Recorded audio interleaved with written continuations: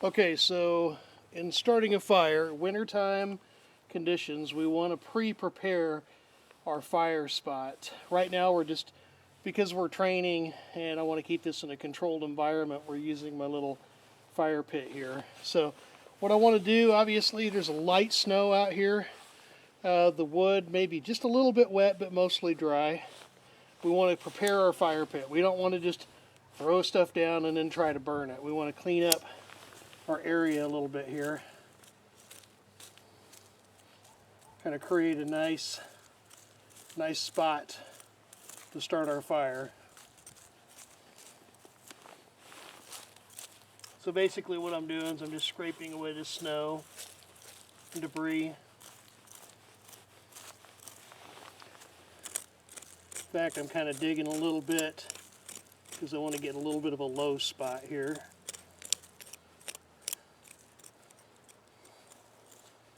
Okay, there we go. So again, we're preparing our fire spot. Okay, we don't want to just be in a hurry. Obviously, getting our fire started is extremely important, but we want to kind of prepare ourselves for success. So I've brought a few things out here that I feel like really work well for starting fires. One of the things that ignites real well is going to be dryer lint. It's not very pretty. And another thing that I use are the popsicle sticks. You can buy these at Dollar General for about $1. Now I have limbs and wood already prepared and set nearby. But what I want to do is I want to create the ability to have air, heat, and combustion, and oxygen, air. Obviously, we're going to apply heat, and we're going to create combustion. Okay, so what we're going to do is I will kind of create a high spot, and we'll place my combustible material down underneath here, and I'm going to place the popsicle sticks underneath. This is kind of my lean-to fire. Now, I don't want to overdo this.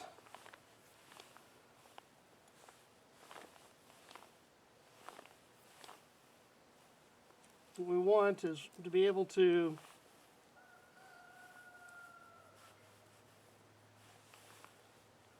get these popsicle sticks lit, and then we will start applying wood to our fire. And this is just a lean-to concept here. Now we do have fire still, ferro rod that we could use.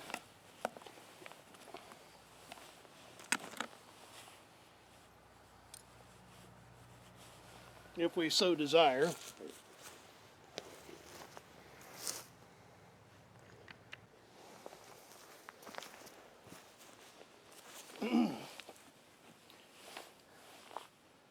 Okay, we're using our ferro rod,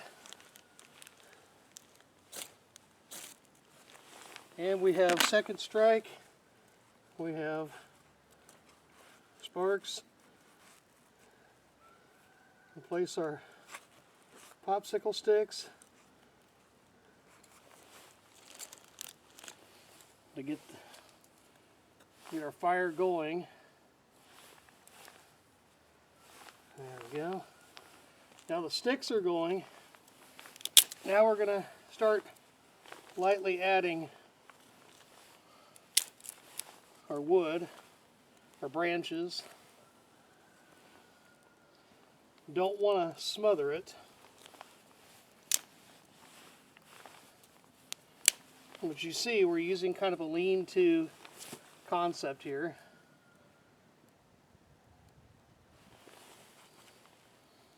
You'll notice that the dryer lint really works well as a combustible material.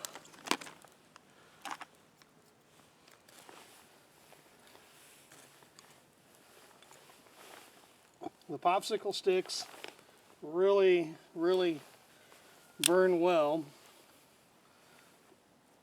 and they burn quickly, and that's what we're looking for. We want enough heat to dry out our branches,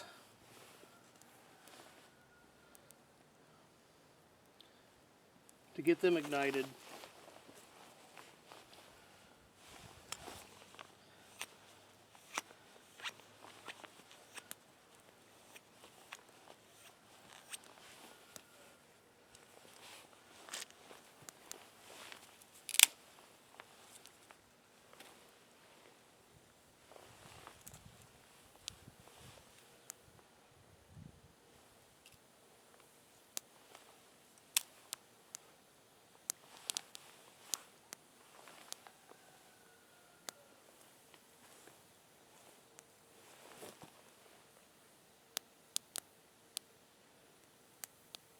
And you can hear the moisture sizzling in the branches. That's fine. What we're doing is we're eliminating that moisture. It's drying out the wood. And we want to get this started. We don't want to go any bigger than this right now. We want to let this catch on, and then we gradually add more and more limbs to the fire. We want to let it catch.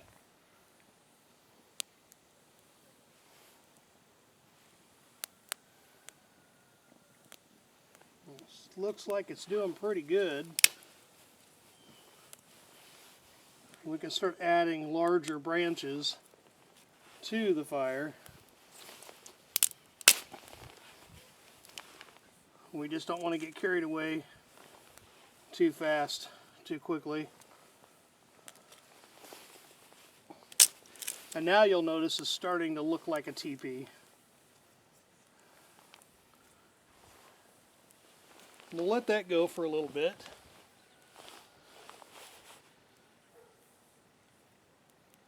Let that catch on. Now you'll notice again we used a ferro rod. Now the ferro rods, I don't know if you can see this, a ferro rod, they're black when you first buy them. You've got to scrape that off. And let's find the...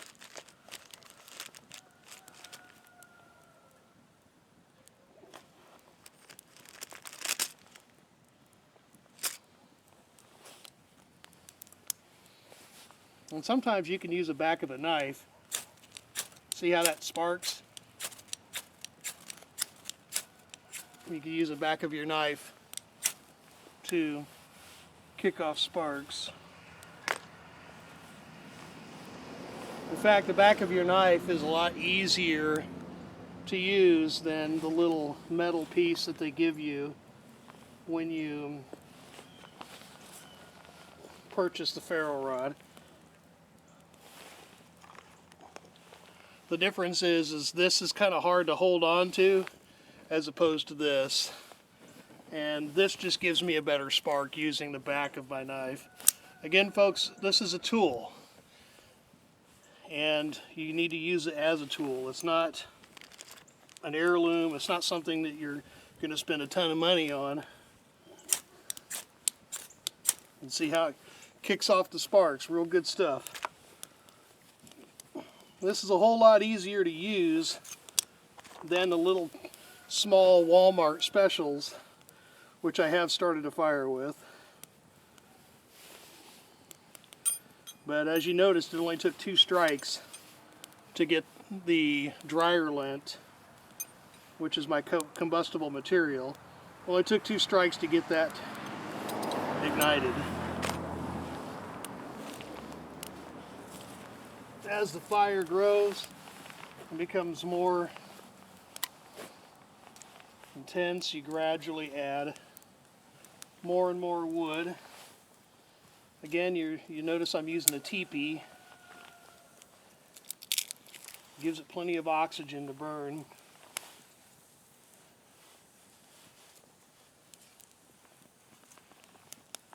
I don't want to overdo it. I want to keep that oxygen going. And then over time I can gradually add more and more wood to the fire. So there you have it. We used a ferro rod to start the fire. Of course I carry lighters. I just like to practice using more primitive methods of fire starting.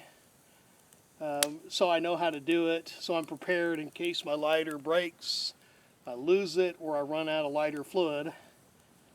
This gives me more options. And I can't say enough good things about using dryer lint when it comes to starting the fire. It's just an incredible combustible material that I use my ferro rod, and bam, the fire, it's just there. It ignites so quickly. So that's how you start a fire using a ferro rod. You notice how we prepped. We used popsicle sticks and dryer lint to get the initial fire, and then we gradually added more and more sticks to the fire to give us something that's actually kicking off some heat. I'm actually pretty warm where I'm at right now. It's light snow out here. It's kind of cold. But again, folks, this could save your life. So being prepared and practicing in unideal situations just like this is a great way to help prepare you for the real world in case something really bad happens. So that's how you start a fire with a ferro rod.